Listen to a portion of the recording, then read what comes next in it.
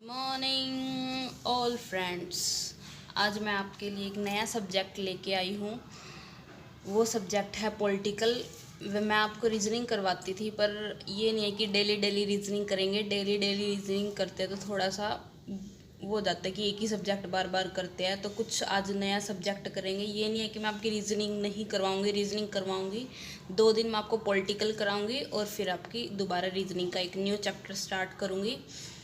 तो वेलकम है सबका मेरे चैनल पे। हम स्टार्ट करते हैं पॉलिटिकल में आज हम पढ़ेंगे पॉलिटिकल के 2 हाउस के बारे में। 2 सदन जो हमारे संसद के होते हैं, 2 सदन होते हैं, उनके बारे में हम पढ़ेंगे। चलो लेट्स स्टार्ट। तो हमारी जो संसद है उसके कितने सदन होते हैं? संसद के कितने सदन होते हैं? संसद के 2 सदन होते हैं, या कहते हैं हम इसको इंग्लिश में 2 हाउस। क्या कहते हैं इंग्लिश में? 2 हाउस। तो कौन कौन से होते हैं वो 2 सदन? एक होता है हमारा उच्च सदन, और एक होता है हमारा मध्यम सदन।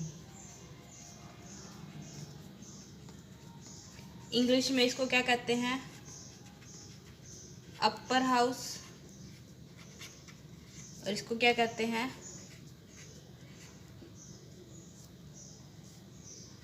Lower house.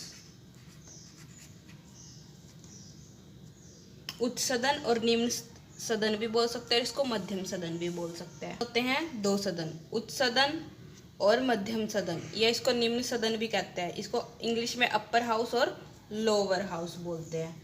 अपर हाउस कौन सा होता है? जो हमारी राज्यसभा होती है। राज्यसभा हमारी अपर हाउस, और लोअर हाउस हमारी जो लोकसभा होती है। इस राज्यसभा के लिए एक इम्पोर्टेंट बात, राज्यसभा की इम्पोर्टेंट बात क्या है? राज्यसभा की इम्पोर्टेंट बात ये है कि राज्यसभा कभी भी भंग नहीं होती है। राज्यसभा कभी भंग नहीं होती, कभी भंग नहीं होती। साथ के साथ सब नोट बनाते चले, बहुत ही इम्पोर्टेंट है। ये नहीं है कि आपके एग्ज़ाम में नहीं आएगा, एग्ज़ाम से रिलेटेड ही सब कुछ है। आपके एग्ज़ाम में ज़रूर आएगा।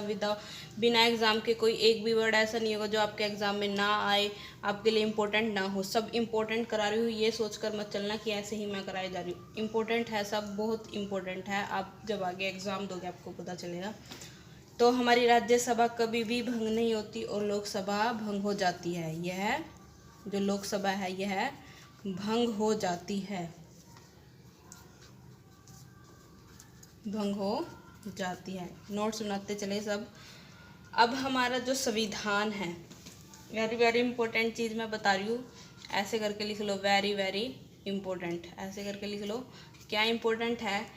हमारा संविधान किस में लिखा गया है? इंग्लिश में लिखा गया है, हिंदी में लिखा गया है, उर्दू में लिखा गया है, या अरबी में लिखा गया है? हमारा संविधान किस लैंग्वेज में लिखा गया है? तो हमारा संविधान कौन सी लैंग्वेज में लिखा गया है? कौन सी भाषा में लिखा गया है हमारा संविधान? हमारा संविधान लिखा गया है इंग्लिश में। किस में लिखा है? इंग्लिश में लिखा गया है। और ये कैसे लिखा गया है? बोलकर बताया था, हाथों से लिखकर बताया था। कैसे? तो ये कैसे लिखा? हस्तलिखित है ये। कैसी है ये? हस्तलिखित, हाथों से लिखा गया है, ना कि कोई कंप्यूटर वगैरह का यूज़ किया है। ये किसने लिखा था? किसने लिखा? किसको? हमारे संविधान को किसने लिखा था फर्स्ट टाइम? प्रेम बिहारी जी ने। किसने लिखा था? प्रेम बिहारी जी ने। इम्पोर्टेंट है, लर्न भी करो और अपने नोट्स भी बनाओ। बिहारी जी ने लिखा है। और कहाँ लिखा था? कहाँ लिखा? कहाँ पे लिखा ये? देहरादून में, देहरादून में। लिखा। ओके, कौन सी लैंग्वेज थी? इंग्लिश लैंग्वेज थी। कैसे लिखा? हाथों से लिखा। किसने लिखा? प्रेम बिहारी जी ने लिखा। कहाँ लिखा? देहरादून में लिखा। ये सब इम्पोर्टेंट है। नेक्स्ट करते हैं, ये जो हमारी संविधान सभा थी, संविधान सभा इम्पोर्टेंट है, ये लिखते चलना, पॉइंट बता रही हूँ इसमें कुछ। इसकी मांग कब, कैसे और कैसे किसने की थी? तो सबसे पहले इसकी मांग कब हुई थी? 1934 में हुई थी। कब हुई थी? 1934 में इसकी मांग हुई। और किसने की थी इसकी मांग? एम.एन. रॉय ने की थी। एम.एन. रॉय। एम.एन. रॉय ने इसकी मांग की थी। संविधान की क्या की थी? संविधान की मांग मांग की किसने की? एम.एन. रॉय ने की। और जब 1940 में क्या हुआ था, मैं आपको समझा देती हूँ ऐसे ही। 1940 में अंग्रेजी हिंदू के पास क्या लेकर आए थे? एक ऑफर लेकर आए थे। जो अंग्रेज थे वो हिंदू के पास ऑफर लेके आए। उन्होंने कहा कि हम तुम्हारा संविधान बनाने में आपकी क्या करेंगे? मदद करेंगे, पर तुम्हें हमारा युद्ध में साथ देना होगा। कब आए थे ये? 1940 में। 1940 में कौन आए थे? अंग्रेज आए। अंग्रेज आए किसके पास? हिंदुओं के पास।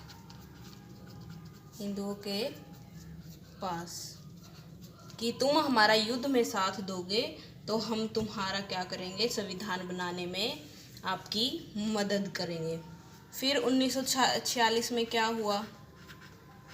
34 में इसने एम.एन. रॉय ने इसकी मांग की। 1940 में फिर अंग्रेज बोले कि हम तुम्हारा संविधान पक्का बनवाएंगे, आप हमारे युद्ध में साथ दो। फिर 1946 में ये ऐसे चलता रहा, अभी बना नहीं। 1946 में क्या हुआ? इसके तहत संविधान बना। और बनते वक्त क्या हुए? 3 हिंदू जो हमारे हिंदूवासी थे उनके पास आए। किसके पास आए? अंग्रेजों के पास। जब 1946 में कैबिनेट मिशन प्लान बैठा था, 1946 में क्या बैठा था? Cabinet mission. ये क्वेश्चन आ सकता है, कैबिनेट मिशन प्लान कब बैठा? कब बैठा? 1946 में बैठा। और उस टाइम जब ये हमारा संविधान बना तो कौन आए? 3 हिंदूवासी अंग्रेजों के पास चले गए। तो वो हिंदू 3 कौन थे? तो उन 3 हिंदुओं के नाम, 3 हिंदू कौन थे? वो 3 हिंदू, एक था ए.वी. अलेक्जेंडर। ए.वी. अलेक्जेंडर,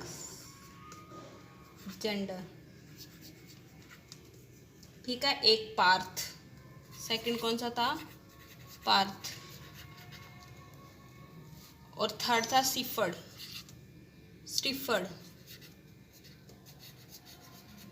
ये 3 थे, ए.वी. अलेक्जेंडर, पार्थ और स्टिफर्ड।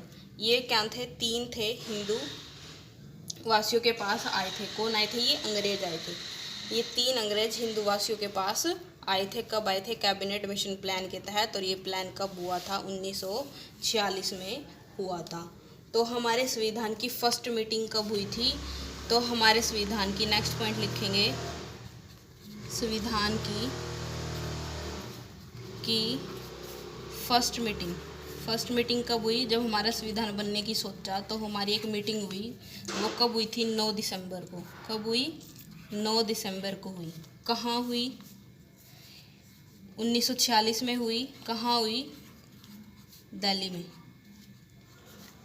में, ठीक है। 1946 में फर्स्ट मीटिंग ये हुई थी। फिर हमारी सेकंड मीटिंग हुई। सेकंड मीटिंग कब हुई? सेकंड मीटिंग हुई 24 जनवरी को। कब हुई? 1950 में। सेम स्टेट में हुई है। कहाँ पे हुई? दिल्ली में। ये भी दिल्ली में हुई।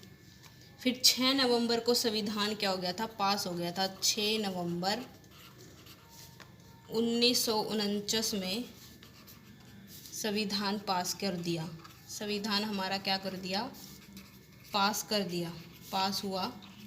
नवंबर 1949 में संविधान क्या हुआ? पास हो गया। और 26 जनवरी 1950 में क्या हो गया? ये लागू हो गया। तो इसे ही हमारा क्या बना दिया गया? संविधान का जो पूरा डिमांड जैसे रखी थी, पूरी प्रक्रिया थी, यहाँ पे हमारी ये ख़त्म हो गई थी। कहाँ से स्टार्ट हुई? तो स्टूडेंट 26 जनवरी 1950 को हमारा संविधान क्या हो गया, लागू हो गया। 1934 से स्टार्ट हुआ था और 26 जनवरी 1950 को। ये सारे जो पॉइंट है ये आपको लर्न करने हैं अच्छे से। इनको अपने नोट्स बना लो, लिख लो और इनको याद करो, और आपके लिए बहुत इम्पोर्टेंट है, एग्ज़ाम के लिए बहुत इम्पोर्टेंट है। So thank you so much. Channel को सब्सक्राइब करना, लाइक्स करो, आपकी लाइक ही हमें मोटिवेट करती है, आपका सब्सक्रिप्शन ही हमें मोटिवेट करना है। इसको शेयर करो वीडियो को, आगे से आगे आपको अच्छी अच्छी वीडियो आने वाले टाइम में मिलती ही रहेगी। Thank you so much, take care, bye bye.